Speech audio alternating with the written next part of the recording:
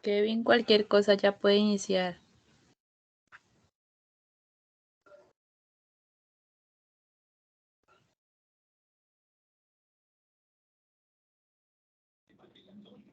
Listo, perfecto.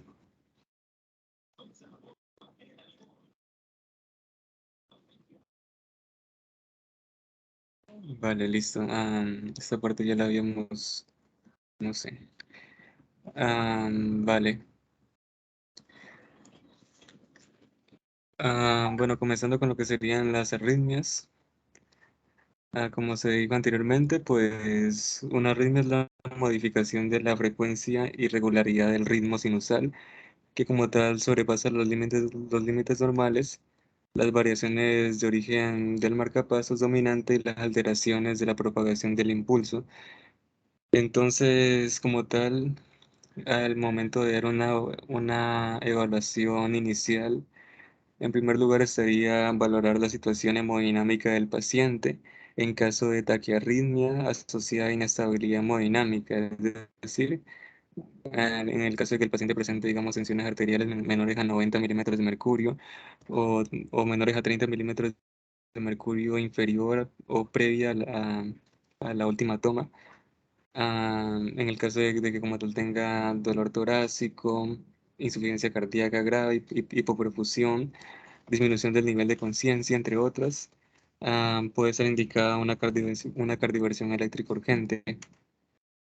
Se tendría que realizar un electrocardiograma de 12 derivaciones, ¿vale? Luego una anamnesis completa, incluyendo medicación habitual, si como tal está consumiendo antiarrítmicos, fármacos proarrítmicos o como tal tiene hábitos tóxicos.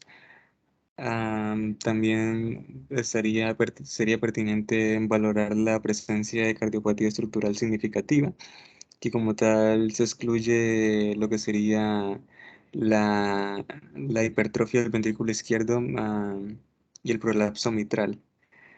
En ausencia de un ecocardiograma se puede estimar la ausencia de cardiopatía estructural si no existe clínica cardiológica.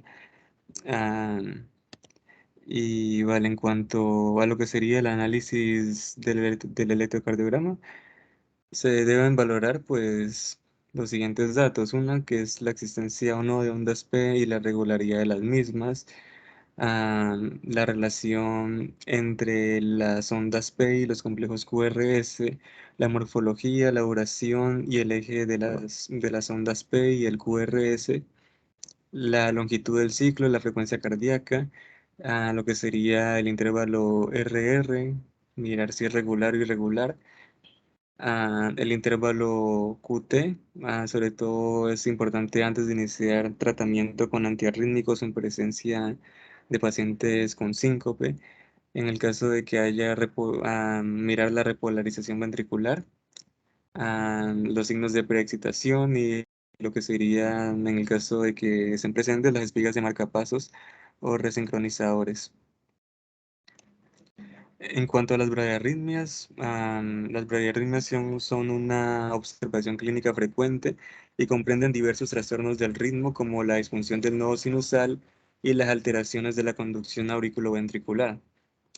En cuanto, bueno, estos pueden deberse por bloqueos de la conducción auriculoventricular, como dije antes. Estaría el bloqueo de primer grado, segundo grado y de tercer grado. En el caso, en cuanto al primer grupo, que son lo que serían las enfermedades del nodo sinusal, se designan como tal a un espectro grupo de disfunciones sinoauriculares que abarcan desde la bradicardia sinusal, generalmente benigna, a lo que sería la parada sinusal. Y bueno, la enfermedad del nodo sinusal Los síntomas más graves de la enfermedad son lo que sería el síncope, el presíncope, producido por la parada sinusal o por un bloqueo sinauricular que puede ser de naturaleza refleja. Además de estos, otros síntomas frecuentes de la enfermedad incluyen la fatiga o la disnea, capacidad también reducida para el ejercicio y problemas cognitivos como consecuencia de una bradicardia exagerada menor a 40 latidos por minuto y de la incompetencia cronotrópica. El diagnóstico de la enfermedad del nodo sinusal se basa en lo que sería la relación de varios hallazgos electrocardiográficos con los síntomas. Entonces, en primer lugar estaría la bradicardia sinusal, que forma parte, como se mencionó anteriormente, de lo que serían las enfermedades del nodo sinusal. La bradicardia sinusal como tal es un ritmo sinusal con una frecuencia más lenta, ¿sí? Es decir, con una frecuencia menor a 60 latidos por minuto. La bradicardia sinusal como tal no significa patología cardíaca de por sí. Es frecuente observarlo en los pacientes que practican deportes o los pacientes y como tal están siendo tratados con medicamentos que enlentecen la frecuencia cardíaca como beta bloqueadores o antiarrítmicos.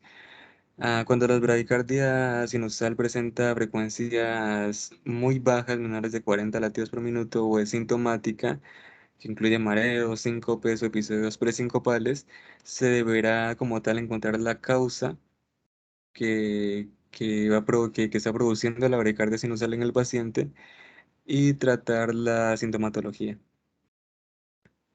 Y pues para la misma se puede utilizar, dependiendo de cada caso y de cómo se comporte la clínica del paciente, se puede usar atropina, marcapasos transcutáneo, transvenoso y vasopresores en el caso de ser necesario, como la epinefrina.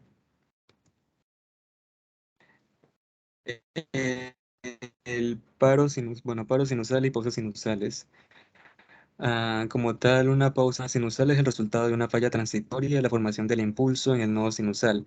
Se caracteriza porque, como lo pueden ver en la primera imagen, antes de la pausa, los intervalos PP son constantes, en este caso de 1,24 segundos. Am, entonces, los intervalos PP van a ser constantes o iguales, y en cuanto a la pausa, esta suele ser menor que el doble de los intervalos PP previos, ¿sí? Cuando como tal la inactividad del nodo sinusal se prolonga, se utiliza el término de paro sinusal, ¿vale? Las causas más frecuentes son las mismas que provocan una bradicardia sinusal. Puede ser un exceso del tono vagal, fármacos antiarrítmicos, infarto inferior y síndrome del seno enfermo. Las pausas asintomáticas de hasta 3 segundos son relativamente comunes y tolerables. Pausas mayores de 3 segundos y sintomáticas obligan a estudiar y tratar respectivamente con un marcapasos transcutáneo, y se dará seguimiento con vigilancia en lo que sería la consulta externa. En cuanto al bloqueo sinauricular, pues lo primero que hay que entender es que son diferentes a lo que sería un bloqueo auriculoventricular. En parte son más infrecuentes y pueden ser secundarios a fármacos, hipocalemia o disfunción sinusal. En los bloqueos sinauriculares, el nodo sinusal que genera el estímulo, pues va a generar el estímulo, pero este estímulo no se transmite a las aurículas o se transmite con retrasos, ¿sí? Por lo que no se generan ondas P en algunas situaciones, produciéndose típicamente lo que sería una pausa entre dos ondas P. Los de como tal primer grado se dice que son imposibles de diagnosticar en el electrocardiograma. Am, ¿Vale? Entonces, consisten en un retraso en la conducción desde las células del nodo sinusal hasta las células de la aurícula circundante. Bueno, y pues otra cosa sería que, otra cosa que puede confundir es que el bloqueo sinoauricular también se clasifica de manera similar a lo que sería un bloqueo auriculoventricular, pero como tal, son otros trastornos aparte. En cuanto al bloqueo sin auricular de segundo grado tipo 1, que también se produce un fenómeno de Wenckebach, va a haber un acortamiento progresivo de lo que sería el intervalo PP, similar a lo que sería lo que sería el alargamiento en lo que sería el bloqueo auriculoventricular tipo fenómeno de Wenckebach. Bueno, como tal va a haber un acortamiento progresivo del intervalo PP hasta que aparece un intervalo PP más largo que contiene el impulso bloqueado. El intervalo PP más largo es inferior a la suma de los dos intervalos previos, como se puede ver en la imagen. Los dos intervalos previos, bueno, o sea, el intervalo PP se va a cortar inicialmente es de 1.52, en este caso luego de 1.40, luego de 1.29 segundos, y luego se produce el bloqueo. Sí, y el bloqueo va a ser de inferior duración con respecto a la suma de los dos intervalos PP previos, ¿sí? Es decir, que como lo podemos ver en la imagen, van a haber un acortamiento progresivo del intervalo PP hasta que como tal se produzca la pausa. El intervalo alargado va a ser inferior, es lo que hay que tener en cuenta. Y bueno, para distinguirlo de lo que sería a, a una pausa, los PP previos a la pausa son similares y la pausa es menor que los dos últimos.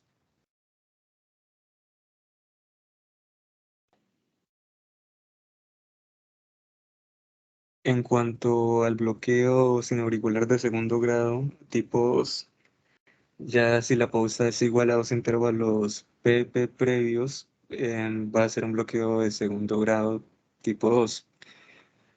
Y en el caso de que sea un bloqueo sin auricular de tercer grado, en simples palabras puede ser similar a un ritmo nodal, pero como tal no va a haber onda P. Ese tipo de bloqueo no se puede confirmar sin un estudio electrofisiológico.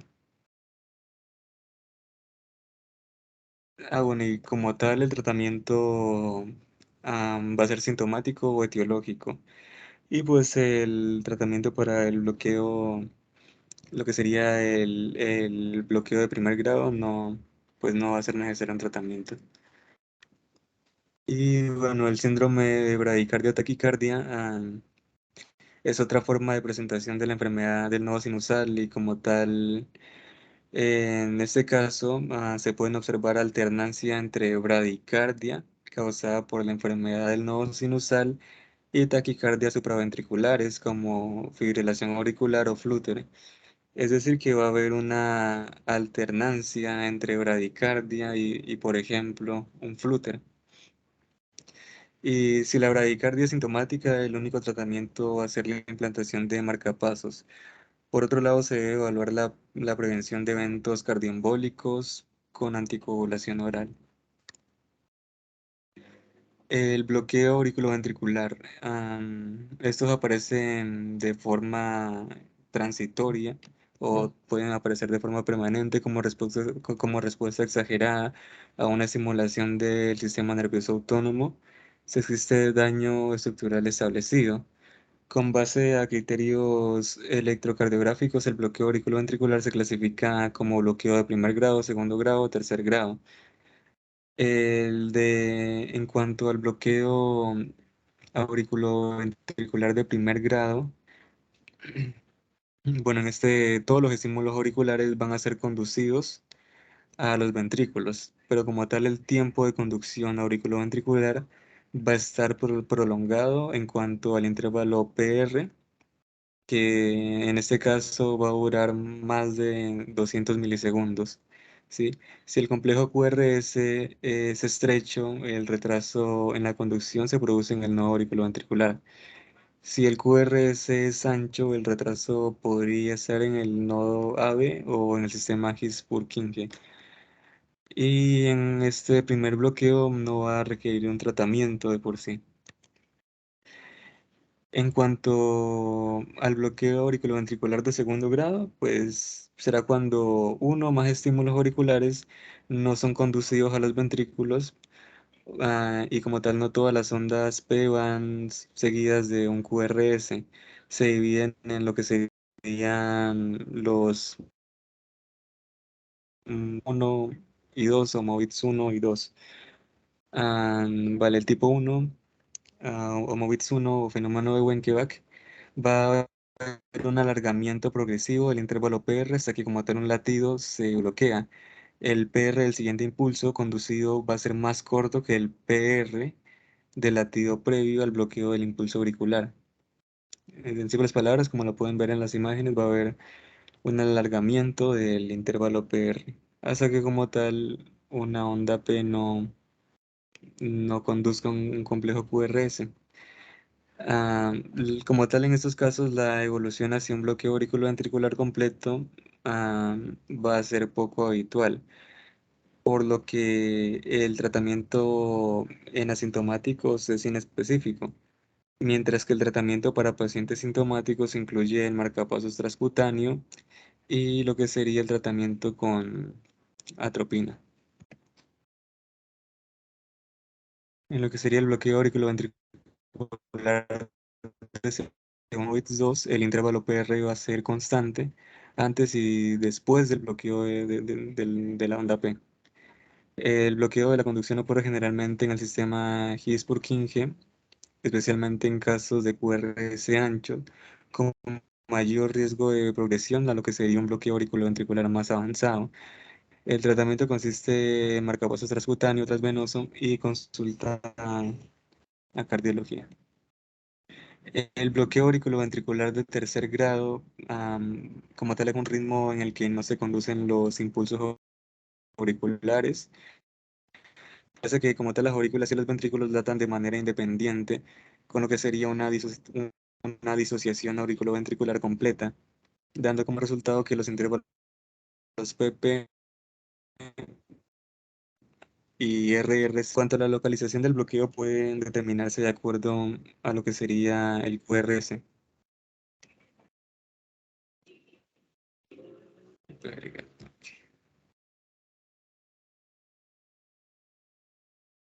Bueno, si el QRS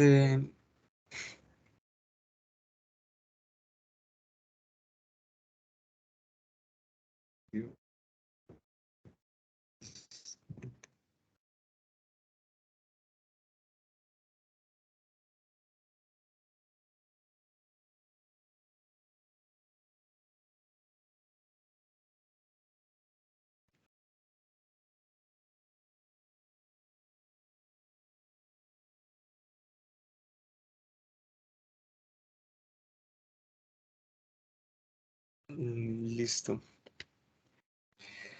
Y bueno, el tratamiento como tal va a consistir en lo que sería marcapaso transcutáneo, transvenoso y, y consulta cardiología. Vale, en cuanto a las taquiarritmias, estas pueden, bueno, van a ser las arritmias que van a tener una frecuencia cardíaca mayor a 100 latidos por minuto. Pueden clasificarse como taquiarritmias, taquicardias con QRS estrecho o ancho. Y a su vez, estas pueden clasificarse como regulares o irregulares. Y pues a continuación se van a explicar algunas de estas arritmias. En primer lugar estaría la taquicardia sinusal, que como tal es exactamente a un ritmo sinusal, pero con una frecuencia más rápida. La frecuencia ventricular puede ir desde 100 hasta 160 latidos por minuto. Y puede ser causado por estados patológicos como fiebre o un estado adrenérgico aumentado, fármacos, alteración cardiovascular, respiratorias, entre otras. También puede ser por lo que sería el síndrome de la taquicardia postural ortostática, que se describe como una intolerancia ortostática con taquicardia sinusal excesiva, exclusivamente en pacientes que como tal toman una posición erguida, que como tal puede originar mareo, fatiga o síncope. Por lo tanto, como tal, el tratamiento consiste en tratar la causa subyacente. En cuanto a lo que sería la taquicardia supraventricular paroxística, en esta las ondas P son anormales y pueden no ser visibles debido a un marcapaso auricular ectópico o un sistema de reentrada que como tal no pasa por el nodo AB para despolarizar al ventrículo. La frecuencia cardíaca puede ir desde 120 hasta los 200 latidos por minuto. Es regular y con complejos QRS estrechos. Inicialmente se le pedirá al paciente que realice maniobras de Valsalva o, bueno, se le pide que haga maniobras de Valsalva o se le realiza masaje carotidio, el cual, por cierto, va a ser contraindicado en pacientes mayores de 60 años o con antecedentes de ACV o soplo cardíaco en la exploración. Si esto no lo corrige, se realiza lo que sería cardioversión médica mediante el bloqueo del nodo AB. Se puede usar adenosina, habitualmente en dosis de 6 miligramos en bolo, y si no tiene efecto, dos bolos IV sucesivos de 12 miligramos. En el paciente que ya está inestable, se le realizará cardioversión sincronizada a 120, 200 joules bifásica o 200 joules en monofásica. En cuanto a lo que sería la taquicardia auricular multifocal, se caracteriza por morfologías distintas de las ondas P en una sola derivación con un ritmo irregular. Los intervalos PP, PR y RR pueden variar en una sola derivación. El tratamiento básicamente es el control de la frecuencia cardíaca y los síntomas con bloqueadores de los canales de calcio, magnesio o beta bloqueadores. La digoxina y la cardioversión generalmente son ineficaces en este caso. El flúter auricular o aleteo auricular es como tal un ritmo auricular rápido con patrón típico que en el electro se mira como en dientes de sierra. Solo como tal se transmitirán algunos impulsos seleccionados, por lo que suele haber un bloqueo, por así decirlo, y la frecuencia auricular es de alrededor de 300 latidos por minuto. El tratamiento farmacológico para cardiovertir el flujo auricular o ritmo sinusal es poco efectivo. El tratamiento más eficaz del flúter auricular es la cardioversión eléctrica, aunque en episodios agudos solo se suele usar en pacientes con inestabilidad hemodinámica. En pacientes agudos y que como tal estén estables, se pueden optar por un tratamiento de control de la frecuencia cardíaca con beta bloqueantes o un calcio antagonista como el verapamilo. También está la ibutilida, que es un fármaco que como tal cuenta con buena eficacia para revertir el flúter auricular. Am, y bueno, pero como tal presenta cierto riesgo o sea, como un efecto adverso, presenta cierto riesgo de que el paciente desarrolle una torcida de puntas o una taquicardia ventricular monomórfica, por lo que es necesario monitorizar al paciente durante su administración.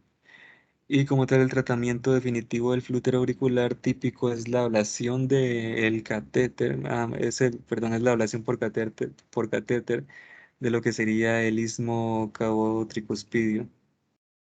Procedimiento que como tal provoca una interrupción del ciclo de la macro-reentrada y que presenta altas tasas de eficacia y pocas complicaciones. En lo que sería la fibrilación auricular, es una taquicardia supraventricular caracterizada por la activación auricular desorganizada. El ritmo como tal va a ser irregular, sin ondas P visibles o intervalo PR como tal medible. Y la aurícula, en este caso la aurícula envía cientos de impulsos eléctricos, alrededor de 300 a 600, sin generar una contracción real. de manera que los complejos QRS son estrechos y causan una respuesta ventricular descontrolada con una frecuencia de entre 120 a 200 latidos por minuto. En pacientes que han tenido fibrilación auricular durante más de 48 horas o con una duración de por sí desconocida, se recomienda controlar la frecuencia cardíaca en lugar del ritmo por la posibilidad de formación y propagación de coágulos. La anticoagulación debe iniciarse como tal antes de controlar la frecuencia o el ritmo. En pacientes inestables puede darse cardioversión sincronizada. En pacientes estables con respuesta ventricular rápida, va a ser como tal el control de la frecuencia cardíaca mediante el bloqueo del nodo AB, bien sea con bloqueadores de los canales de calcio y betabloqueantes. En cuanto a la taquicardia ventricular, se define como tal por tres o más contracciones ventriculares prematuras seguidas por un ritmo ventricular mayor a 150 latidos por minuto con complejos QRS regulares y anchos. La taquicardia ventricular sin pulso como tal es un ritmo de paro que requiere desfibrilación inmediata y respectivamente RCP. La taquicardia ventricular inestable se puede corregir con cardioversión sincronizada. Y una vez que haya un ritmo sinusal normal, se puede iniciar una infusión de amidabrona o lidocaína para evitar la recurrencia. La taquicardia ventricular estable, como tal, va a requerir, puede requerir cardioversión con lidocaína, amidabrona, adenosina o también procainamida. Y bueno, se puede tratar también con marcapasos con sobreestimulación. La torsión de puntas se caracteriza por presentar complejos QRS de amplitud y morfología que giran como tal sobre su eje, dándole al EKG una apariencia, la apariencia clásica de torsión de los complejos ventriculares. Por así decirlo, estos aumentan de voltaje y vuelven a disminuir. Como tal, presenta una frecuencia superior a 200 latidos por minuto. Se asocia con un síndrome de QT largo o el síndrome de Brugada. En pacientes inestables se trata con desfibrilación y en pacientes estables con marcapasos eléctricos, con sobreestimulación y responde bien a lo que sería la terapia con sulfato de magnesio. Bueno, pues en estos últimos ritmos, por así decirlo, o arritmias, en parte como tal no pueden ser necesariamente taquiarritmias, pero am, pues yo decidí traerlos a colación. Sería lo que sería la fibrilación ventricular, que, bueno, es una actividad eléctrica irregular y asincrónica a través de los ventrículos que provoca como tal una ausencia de actividad mecánica. El EKG se caracteriza por una línea zigzagueante, fina o gruesa, sin complejos discernibles. Y el tratamiento es la desfibrilación. ¿Sí? En cuanto a la actividad eléctrica sin pulso, ah, pues como tal es conocida como una disociación electromecánica y bueno, como tal el monitor mostrará un ritmo, pero como tal no va a haber una actividad cardíaca. Es decir, que cualquier actividad eléctrica que falle en generar un pulso palpable es una actividad eléctrica sin pulso. Este como tal es un ritmo de paro no desfibrilable y se trata con epinefrina o adrenalina cada 3 a 5 minutos junto con RCP y además se tendría que tratar la causa subyacente entre las H's y las T's. En cuanto a la sistolia como tal es la ausencia de actividad del músculo ventricular y se suele presentar como una línea plana en el electro. Es decir, que no hay un ritmo y pues la onda, no, o sea, no hay un ritmo, no hay onda P, o si acaso tampoco van a existir complejos QRS y por lo tanto no hay intervalo PR. El tratamiento como tal es igual que la actividad eléctrica sin pulso. Y bueno, pasando a otro tema que sería las enfermedades del pericardio. Bueno, los síndromes pericárdicos incluyen la pericarditis aguda, el derrame pericárdico, el taponamiento cardíaco y la pericarditis constrictiva. Bueno, y pues el pericardio consiste en dos capas, la visceral interna unida a lo que sería el epicardio y la capa parietal, ¿sí? Que es, bueno, que es externa. En condiciones normales existe alrededor de 50 mililitros de líquido seroso que proporciona lubricación entre las dos capas. La función del pericardio consiste en estabilizar el corazón en su posición anatómica y reduce el contacto entre ese órgano y las estructuras circundantes. Ese complejo de tejido fibroso como tal permite cambios moderados de lo que sería el tamaño del corazón en el ciclo cardíaco. En cuanto a la pericarditis, es un síndrome clínico secundario de la inflamación del pericardio que se manifiesta por dolor torácico, roce pericárdico y cambios evolutivos en el electrocardiograma. Esa inflamación del saco pericárdico puede asociarse con la acumulación de líquido pericárdico. Se cree que como tal el frotamiento de las capas del pericardio inflamado durante el ciclo cardíaco causa la fricción característica que se escucha durante la auscultación. La acumulación de líquido en el saco pericárdico fibroso puede aumentar lo que sería la presión alrededor del corazón, alterando el llenado diastólico y reduciendo lo que sería el volumen sistólico. Y pues esto se conoce como taponamiento cardíaco, que puede ocurrir con pequeñas cantidades de líquido pericárdico en el caso de pericarditis aguda. Ah, o en el caso de pacientes con pericarditis crónica, son necesarias grandes cantidades de líquido para causar el compromiso hemodinámico.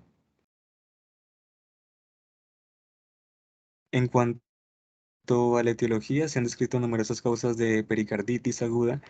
Sin embargo, las etiologías, bien sea idiopática y viral, representan más del 90% de los casos de los pacientes que acuden al servicio de urgencias. En el paciente hospitalizado son relativamente frecuentes otros tipos de etiologías como las pericarditis secundarias, infarto de miocardio, cirugía cardíaca, insuficiencia renal, enfermedades neoplásicas y enfermedades inflamatorias sistémicas. Se basa fundamentalmente en lo que sería la clínica, la exploración física y los hallazgos en el EKG. El diagnóstico de de pericarditis aguda exige al menos como tal dos de estos criterios, consistentes en dolor torácico, roce pericárdico y alteraciones también en el electro. Aunque la presencia de roce pericárdico en el examen físico es un signo patognomónico que permite, bueno, que se dice que permite por sí solo establecer el diagnóstico. Las manifestaciones clínicas. En primer lugar está lo que sería el dolor torácico, que como tal es el síntoma principal. Va a ser de inicio brusco y de duración prolongada, que en general debe estar como tal en la región precordial o retroesternal y puede irradiarse hacia el cuello, hombros e inclusive brazo izquierdo, aunque la irradiación hacia el borde de los trapecios se considera más específica para este síndrome. Am, que lo pueden diferenciar de un dolor torácico de un perfil isquémico, pues que como tal el dolor de una pericarditis suele aumentar, por ejemplo, con la tos, la inspiración profunda, los movimientos, y tiende a mejorar con la sedestación y con el paciente.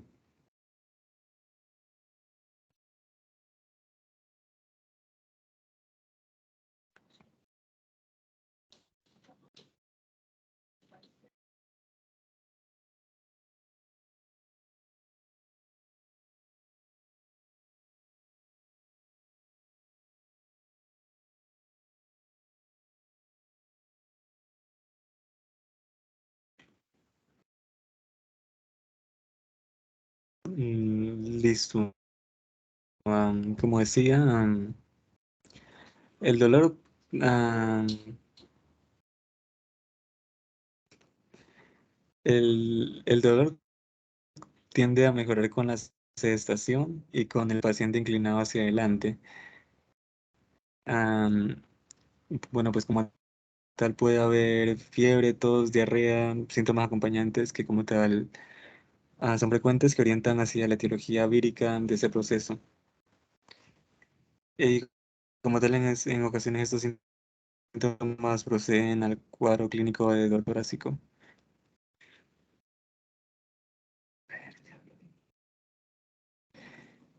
Y bueno, la disnea es generalmente secundaria a la limitación de la amplitud de la inspiración secundaria por el dolor.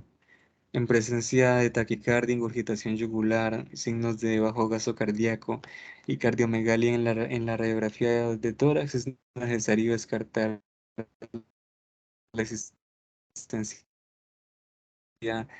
del dolor. Bueno, en la exploración física podemos encontrar lo que sería el roce pericárdico, que se dice que es un signo pulmónico, su presencia como tal permite establecer el diagnóstico de pericarditis, puede permitir el diagnóstico de pericarditis aguda. Como tal se ausculta en el 60-85% de los casos y se describe como un ruido rugoso que su intensidad en el borde, que se escucha con mayor intensidad en el borde paresternal izquierdo bajo y con el paciente inclinado hacia adelante. El roset típico como tal posee tres componentes que, que se relacionan movi- con los movimientos cardíacos durante lo que sería presistólico, sistólico y diastólico. Y se dice que es evanescente, por lo que como tal su ausencia no excluye el diagnóstico y de hecho debe de ocultarse en repetidas ocasiones y al menos con el paciente en decúbito y en cesación.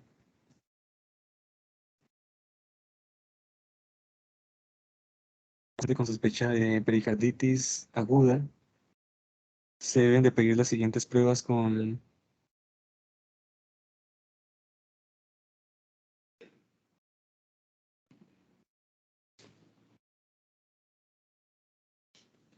no ofrece.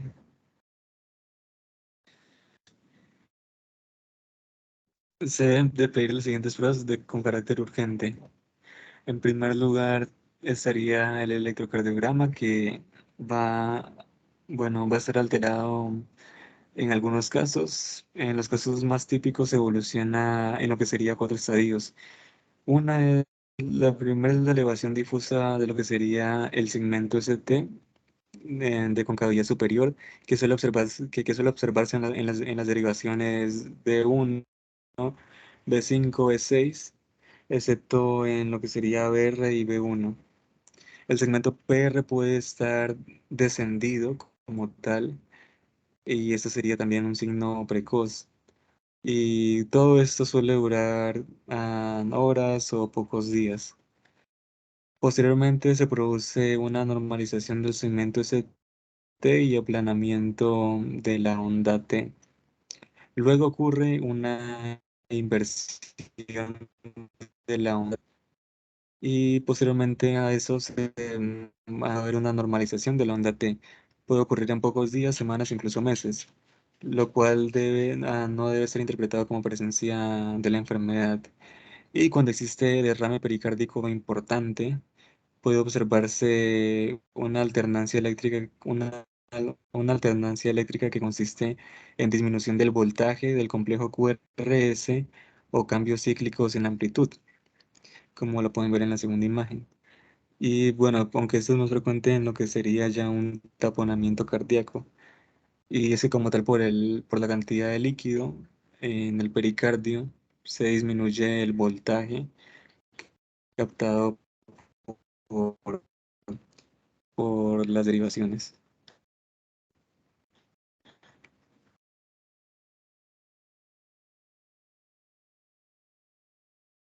Complementaria sería la analítica.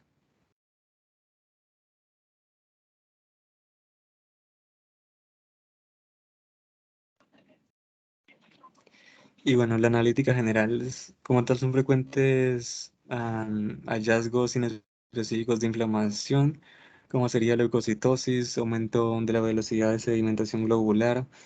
En algunos casos se observa una ligera elevación de los marcadores de la lesión miocárdica, si existe inflamación del miocardio acompañante.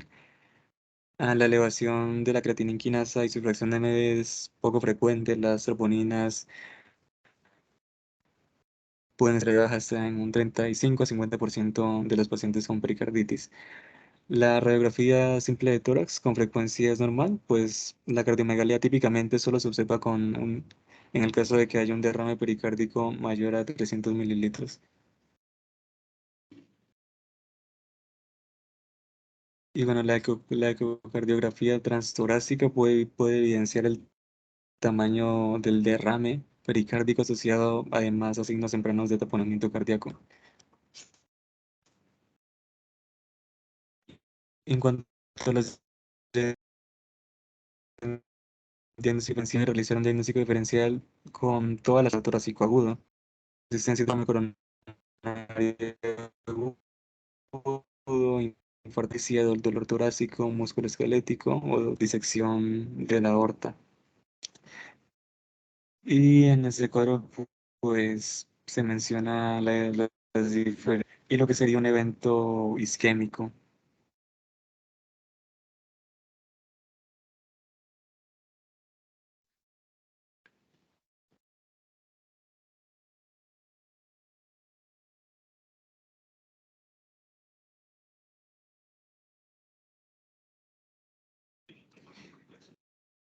En cuanto al manejo en urgencias, en primer lugar requieren ingreso hospitalario los pacientes inmunodeprimidos que están recibiendo tratamiento anticoagulante y aquellos que presentan curso subagudo, fiebre alta, afectación miocárdica, derrame pericárdico o si hay signos de taponamiento cardíaco. El resto de los pacientes diagnosticados mm, con pericarditis serán ingresados inicialmente en el área de observación del servicio de urgencias al menos durante 24 a 48 horas para tratamiento del dolor y comprobar la evolución inicial. Y bueno, como tal, el tratamiento es en primer lugar sintomático y se basa en el reposo en cama hasta que persistan los síntomas inflamatorios como dolor torácico y fiebre y posteriormente reposo relativo entre 2 a 3 semanas. En pacientes que están recibiendo tratamiento anticoagulante deben plantearse su retirada si es posible. El fármaco de primera elección en la pericarditis es lo que sería la aspirina. La dosis inicial puede ser de 500 a 1000 miligramos por cada 6 horas, vía oral y debe de mantenerse hasta que persistan los síntomas. Posteriormente será retirado de forma progresiva en las siguientes 3 a 4 semanas. En caso de falta de respuesta de lo que sería el ácido, o en pacientes que tienen indicado su uso, se debe administrarse otro AINE, como por ejemplo indometacina, 25 a 50 miligramos cada 8 horas, o acetaminofeno o ibuprofeno. Y pues, aparte de lo que sería el tratamiento con ASA. El uso de colchicina asociado a ASA en el primer episodio de pericarditis es asociado a un menor número de recidivas y a un control precoz de los síntomas. La dosis inicial es de 1 a 2 miligramos día vía oral el primer día, seguido de una dosis de mantenimiento de 0,5 a 1 miligramo día vía oral durante 3 meses. Y como tal debe de evitarse el uso de corticoides, ya que favorecen, bueno, se ha visto que favorecen a la aparición de recidivas. Y pues solo debe considerarse su administración en casos de, por ejemplo, dolor intenso, fiebre alta, derrame importante de más de 7 a 10 días de evolución que no responde al tratamiento.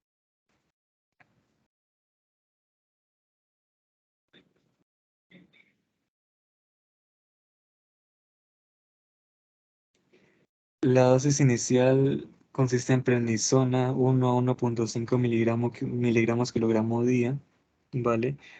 Y debe mantenerse mientras persistan los síntomas y se deberá reducir de forma progresiva, al igual en un tiempo de 4 a 6 semanas. Y pues bueno, am, la historia natural de la pericarditis aguda de etiología vírica o idiopática es la resolución del cuadro en un plazo de 2 a 6 semanas. Sin embargo, el 15 al 20% de los pacientes, de los pacientes presentan una o más recidivas. En estos casos, el tratamiento debe ser el mismo que en el brote inicial, planteándose, por ejemplo, posibles errores en el diagnóstico inicial en cuanto a la etiología específica, en la dosis del tratamiento antiinflamatorio con el paciente. Am, y bueno, en cuanto a lo que sería la pericardiocentesis terapéutica, puede ser necesaria en pacientes con pericarditis con signos de taponamiento cardíaco. El taponamiento cardíaco como tal es un cuadro clínico provocado por la acumulación patológica de líquido en el espacio pericárdico, que da lugar a una limitación progresiva de lo que sería el llenado.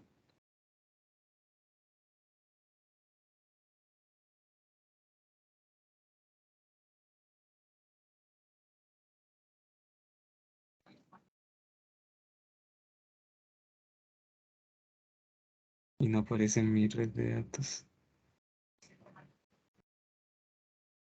Bueno, como tal, el taponamiento cardíaco va a dar lugar a una limitación progresiva del llenado diastólico ventricular secundario a lo que sería una disminución del gasto cardíaco. Y va a ser la complicación más peligrosa y más frecuente de la pericarditis. Básicamente, cualquier causa que produzca pericarditis puede provocar un derrame pericárdico y desarrollar un taponamiento cardíaco.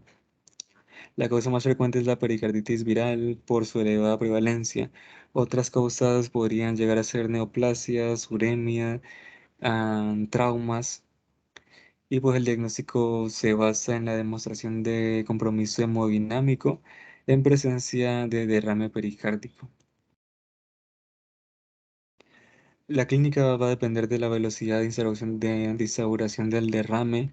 Una acumulación rápida de una pequeña cantidad de líquido puede dar lugar a síntomas severos. La disnea como tal es la manifestación principal. Cuando la causa del taponamiento es infecciosa o inflamatoria, puede acompañarse de dolor torácico y fiebre. En los casos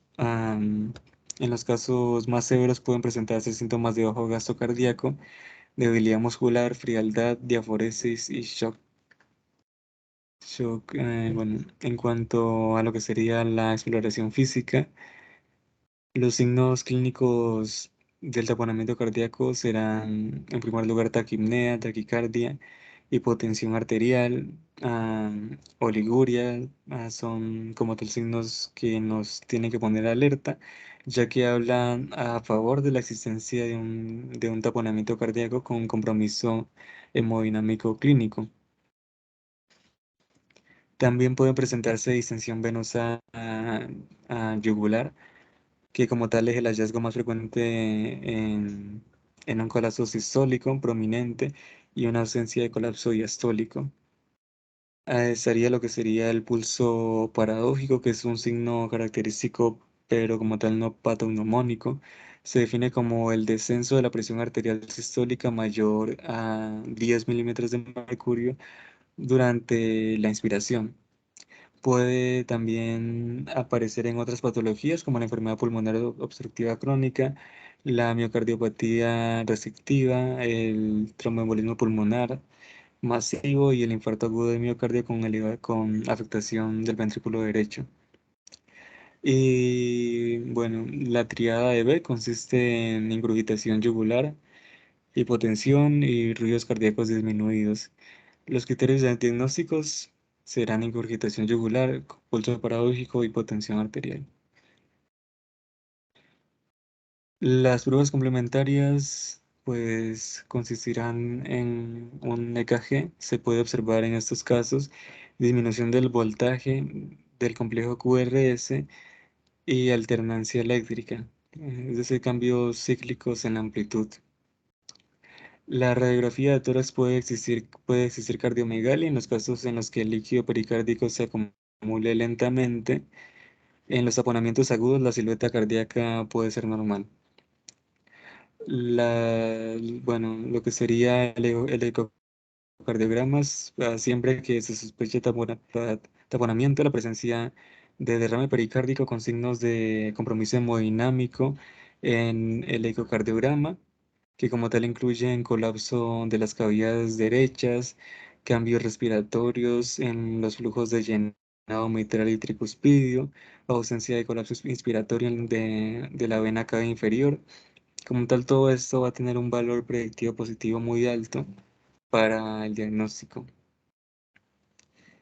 Y bueno, en cuanto a las pruebas de laboratorio, se puede pedir sistemático de sangre, estudios de coagulación, bioquímica con iones, urea, glucosa, CPK y troponinas.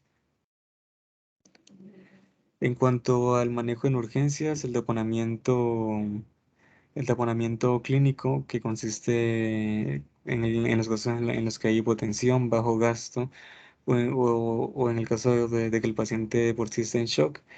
Bueno, como tales son las manifestaciones más severas del taponamiento cardíaco. En una situación crítica que requiere tratamiento urgente, va a ser necesario realizar lo que sería una evacuación del líquido pericárdico de forma urgente mediante una pericardiocentesis, como se describió anteriormente, por vía suxifoidea o ventana pericárdica, preferiblemente en una unidad de cuidados intensivos, hasta el drenaje del líquido pericárdico. Y como tal también está lo que sería la administración de líquidos, bien sea cristaloides o coloides, inicialmente 1000 cc.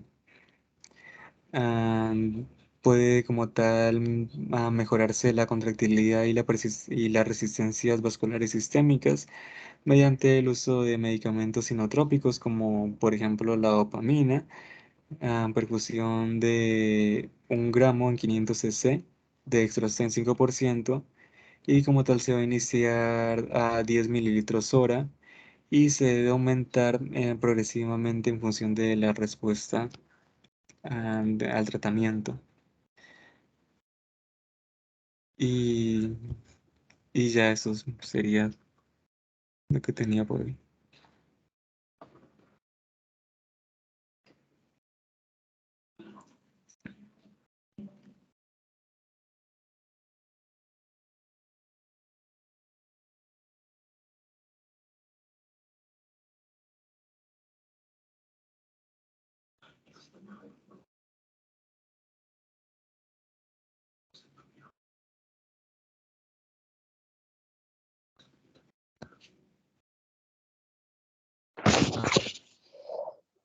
Bueno, ¿alguna duda sobre el tema en este momento? Aunque fue una charla bastante larga y extensa. Tenemos varios temas ahí pendientes. ¿Alguien tiene alguna duda?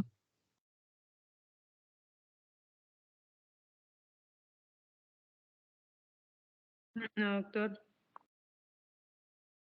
No. Bueno, hablemos de las arritmias y taquiarritmias. Bueno, su compañero incluyó entre las arritmias y taquiarritmias, también incluyó los ritmos de paro. Bueno, Habitualmente los ritmos de paro los hemos manejado en forma parte desde el punto de vista de educación, puesto que son situaciones muy, muy especiales y que requieren manejo muy específico en un muy corto tiempo. Bueno, eso no significa que no sean importantes, sino aún son terriblemente importantes. Bueno, eh, mm, para la identificación de los ritmos desfibriladores, de ritmos de paro, que son desfibrilables, como una taquicardia ventricular y la taquicardia ventricular sin pulso y y la fibrilación ventricular sin pulso, no es necesario tener un método de electrocardiograma, es solamente se tiene que evidenciar la pérdida del estado de conciencia, la ausencia de pulso y el trazado en el visoscopio. Bueno, no necesitan ustedes tener un electro completo para poder decir, hoy sí está. No, eso tiene que ser una actividad muy rápida contra el tiempo. Recuerden que en esta situación, el paciente que entra en una parada cardíaca y que presenta al el ritmo del visoscopio, este tipo de ritmo cardíaco debe recibir de inmediato la desfibrilación en el menor tiempo posible. ¿Pero? Eh, no es infrecuente que encontremos situaciones en las cuales la gente tome electrocardiogramas en situaciones de esto, lo cual no es nada ético. Bueno, eso se debe actuar en forma inmediata para intentar erradicar. Recuerden que pasados 10 minutos del evento de parada, de ausencia de pulso carotidio, el daño neurológico es irreversible y la posibilidad de muerte se eleva casi al 100%. Por eso debemos optar por, uno, identificar en forma rápida; dos, de hacer desfibrilación en forma oportuna; y tres, realizar masaje cardíaco de alta calidad. En cuanto a los ritmos no desfibrilables, pues igual no necesitan manejo, no necesitan un electrocardiograma de dos derivaciones. El solo presencia del visoscopio es suficiente. Si ustedes quieren registrar el evento en el punto de vista físico, la mayoría de los desfibriladores tienen un sistema de impresión, bueno, que les facilita la determinación del ritmo. Va a ser en una sola derivación, la que estén en el visoscopio en ese momento, de 1, de 2 o de 3.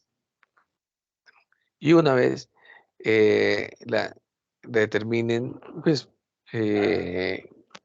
inclusive cuando uno hace la descarga o hace la activación de la lectura, el mismo DEA realiza la impresión del ritmo para que quede registrado. Bueno, esto es válido simplemente para la historia clínica. Ustedes lo retiran y lo pueden colocar en la historia clínica respectiva. En cuanto al manejo de las bradicardias en general, bueno, hay algunas que, especialmente la bradicardia sinusal, pues solamente puede ser normal en algunos pacientes, pues, deportistas jóvenes que desarrollan frecuencias bajas, inclusive casi extremas, o puede ser patológicas en un alto porcentaje. Lo importante es determinar si nos está presentando eh, signos o no de bajo flujo a nivel cerebral. Por eso es importante entonces determinar el estado de conciencia y además de esto, determinar cuál es el contenido del pensamiento y del actuar en general, que nos determine que no tenemos un déficit neurológico. Lo mismo, la presencia del dolor torácico por hipoperfusión a nivel miocárdico es importante. Recordar que el dolor torácico por hipoperfusión es característico como de dolor opresivo, de características retroesternales y con propagación a hombro, a mandíbula o miembro superior izquierdo. Una consideración similar debemos hacer con las taquicardias para determinar si tienen o no estabilidad hemodinámica. Ante la presencia de inestabilidad hemodinámica, el manejo inmediato debe ser la cardioversión, bueno, independiente de la taquiarritmia que tengamos. Si el paciente está con estabilidad hemodinámica, hemos de optar por definir el actuar de acuerdo a la guía según la Sociedad Americana del Corazón, de la AJA. Entonces, en la taquicardia supraventricular, hemos de tener las maniobras, las taquicardias supraventriculares, entre ellas la paroxística, hemos de tener las maniobras vagales como primera opción para el manejo del control de la respuesta ventricular. Hay que recordar que una cosa es el control de la respuesta frente al control de la arritmia. Y a veces lo que necesitamos es frenar la respuesta ventricular para que se estabilice, mientras que el control ventricular, el control de la arritmia determina es el paso al ritmo sinusal o normal que debe tener el paciente. Esto razona que, en especial, la fibrilación auricular con respuesta ventricular rápida, en la cual no conocemos la característica de cronicidad de la arritmia o de cualquier otra arritmia con características supraventriculares, nos va a producir un alto desarrollo y una alta probabilidad de desarrollo de trombos intracavitarios que al pasar al ritmo sinusal pueden migrar rápidamente a la circulación arterial del cerebro y así producirnos eventos cerebrovasculares. Pero una cosa es esta situación y otra cosa es cuando están inestables. Cuando están inestables, sí es fundamental pasa a hacer la cardioversión eléctrica en forma rápida, bajo pseudoanalgesia, con midazolam, fentanilo, para que el paciente pase a un control que la mayoría de veces termina siendo de ritmo como tal.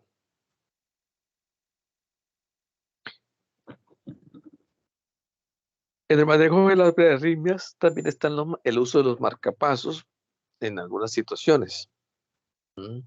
Algunos eventos han de requerir el uso de este y este marcapasos puede ser de transcutáneo o transvenoso temporal e inclusive algunos van a requerir ser transvenosos definitivos.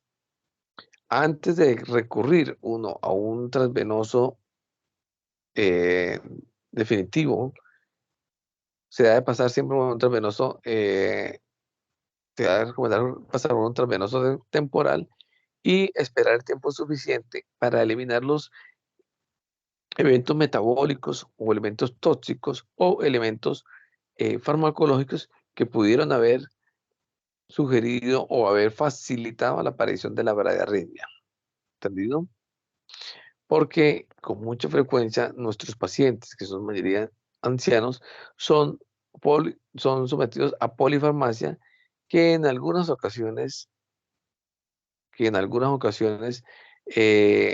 olvidamos y los llevamos a sinergismo en los efectos tóxicos que puede tener,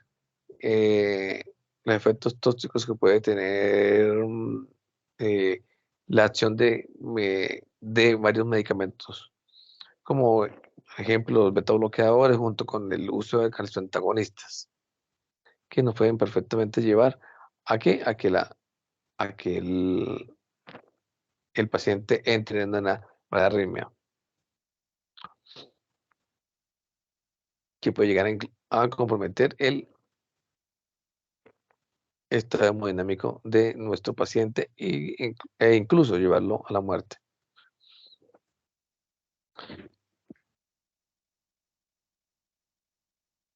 El manejo del taponamiento cardíaco. El taponamiento cardíaco puede presentarse por múltiples causas, dentro de ellas la más frecuente una es el trauma, ya sea contuso, ya sea cerrado o ya sea abierto. El 2 es las enfermedades autoinmunes. También están las enfermedad renal crónica como causa de desarrollo de derrames pericárdicos, y también han de encontrar las enfermedades infecciosas, como el caso de las pericarditis infecciosas. Por eso es importante determinar la cronicidad del evento para, de acuerdo a esto, iniciar el manejo en forma oportuna. No todos los derrames pericárdicos han de requerir manejo con pericardiocentesis o con ventana pericárdica o con pericardiotomía. La pericardiocentesis es una maniobra que es salvadora. Se hace en general guiada por ecografía, lo posible, y se debe utilizar los elementos para evitar lesionar el miocardio, y aumentar con esto el derrame pleural, o aumentar la necesidad de manejo quirúrgico. Por esto es importante de que se haga lo posible guiado por ecografía. Anteriormente lo hacíamos solamente guiado por electrocardiografía, pero pues esta práctica ha caído bastante en desuso. En situaciones de emergencia se puede utilizar casi a ciegas, pero una opción es hacerlo mediante la guía electrocardiográfica, que simplemente se logra colocando un electrodo eh, a, a la aguja, mientras que ésta se va introduciendo a 45 grados con dirección a la tetilla desde la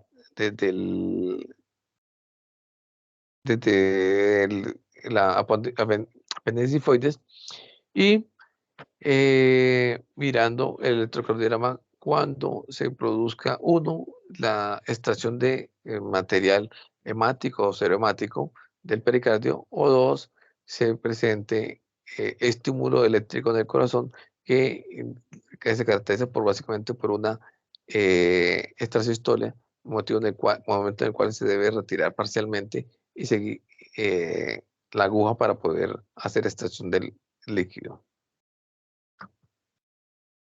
La cronicidad del evento nos hace pensar cuando el paciente tiene un evento que ha venido siendo progresivo, no es en forma aguda. Este evento es más adaptado el corazón hemodinámicamente, y se considera de que el paciente va a soportar un tiempo mayor de realizarse el procedimiento. No es necesario salir corriendo, cuando tan pronto se identifique, hacerle la pericardiocentesis, pero sí es importante realizarla en forma rápida, eh, o utilizar otros métodos de manejo como la pericardiotomía como tal.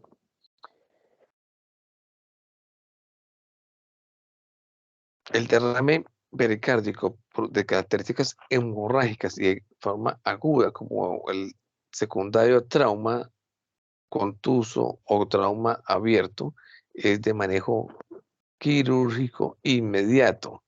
Bueno, En este caso, el paciente debe ser llevado a cirugía lo más pronto posible, es una urgencia vital y debe trasladarse con forma oportuna de acuerdo a la situación clínica de nuestro paciente.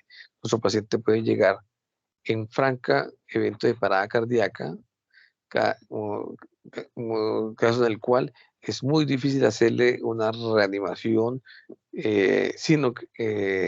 ni que salga de esta reanimación, sino que debe ser prácticamente reanimado en la sala de cirugía, o puede llegar bajo signos de bajo gasto, en el cual, casos en el cual el paciente debe ser manejado en forma agresiva, motivando para que sea llevado en forma oportuna a un evento quirúrgico, o realizarle paracardiocentesis, que la cual puede ser eh, de características evacuatorias, mientras que se logra la toracotomía y la pericardiotomía.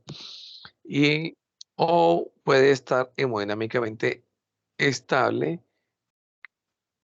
que en este caso pues requerirá manejo en conjunto con el cirujano, pero que debe estar bajo una vigilancia estricta de la condición clínica del paciente, ya que esta puede cambiar en el transcurso del tiempo en forma abrupta. Los volúmenes para que se produzcan signos de taponamiento van a variar. Cuando son agudos, pueden variar desde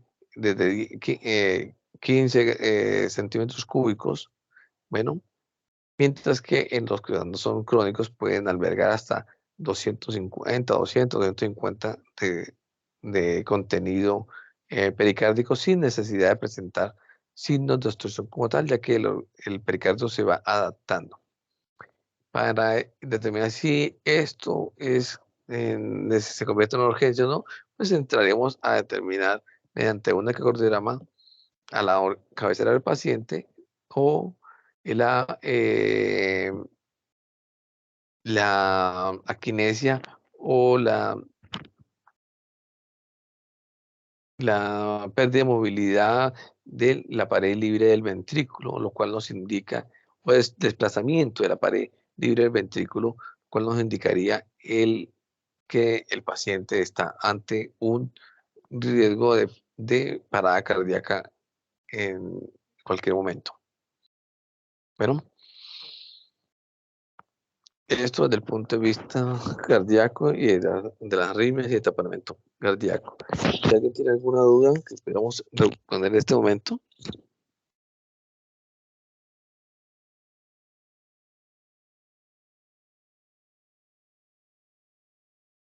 Pero como veo que ninguno tiene dudas o todos están durmiendo, entonces vamos a dejar en la charla por el día de hoy. Por favor, insistimos en que me envíes el resto de charla que queda pendiente ahorita, y la asistencia.